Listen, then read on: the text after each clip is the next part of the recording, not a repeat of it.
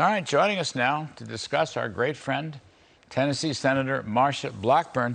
Senator, thank you, as always, ma'am. Sure. And I'll just ask you, is it possible some common sense can defeat this crazy bill that's coming down the pike?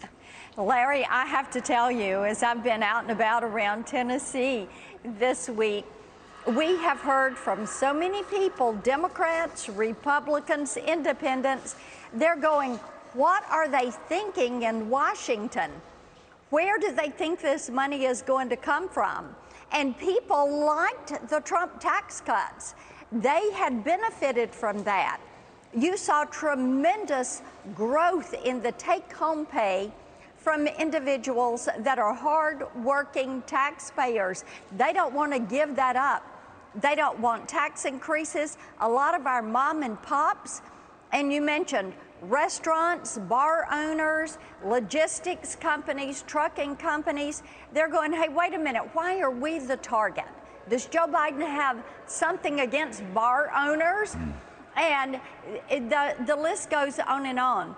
People do not want the tax hikes. They do not want to send more money to Washington. They're sick and tired of Washington wasting their money, spending it on programs they don't want, programs that our children and grandchildren will have to pay for, programs that will have outlived their usefulness by the time these children earn a paycheck.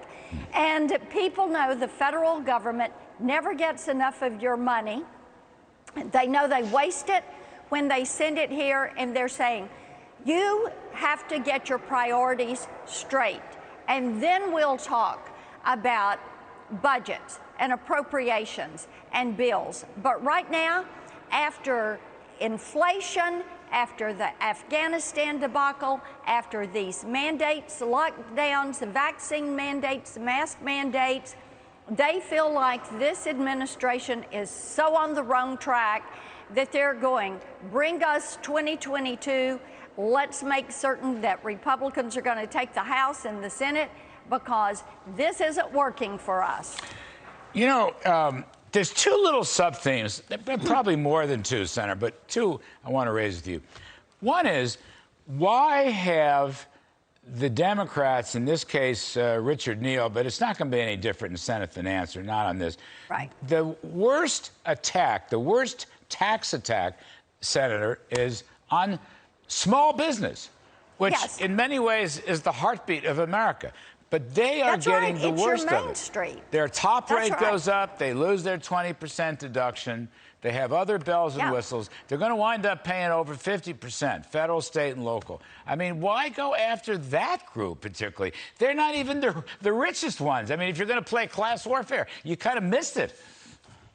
Yeah, you know, and this is the thing. When you talk to people that have businesses on Main Street and in towns in Tennessee, whether they're an auto dealer, a local repair shop, a hair salon, they have organized their business and they're going, hey, wait a minute.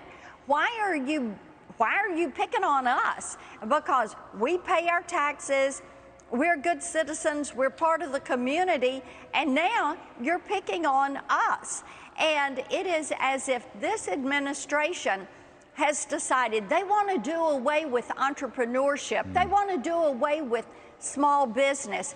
They don't want further innovation. By the way, let's just have big companies that are going to have outlets in counties and cities and towns around the country. That way we can control it all from Washington, D.C. and never have to go out here to flyover country.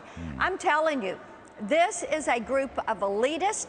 They have a socialist agenda. They continue to try to cram this socialist agenda down on people. They said when Barack Obama was president, they wanted to transform this country, radically transform this country. Now we know that it is a radical, leftist, socialist transformation that they're trying to carry out against the citizens of the United States. You know, Gingrich, I love the line. Gingrich calls it big government socialism versus free enterprise capitalism. I think that's the way. Senator Blackburn, I've got 1 minute left, ma'am. Two quickies. unionization.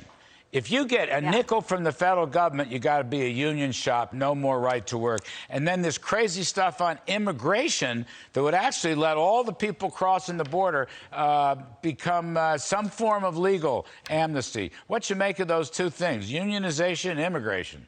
Yes, you know, have individuals, give them a green card, give them legalization, send them to work in a field that is going to have a union, or expand the unions, pump money into those unions, then you're controlling your voting blocks, and the Democrats never lose.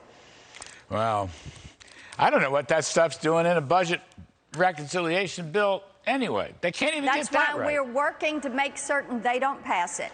Every single day. I'm on the fight for freedom, Larry. I wish you all the best luck in the world, Senator Blackburn, Tennessee. Thank you very much, ma'am. As always, appreciate it.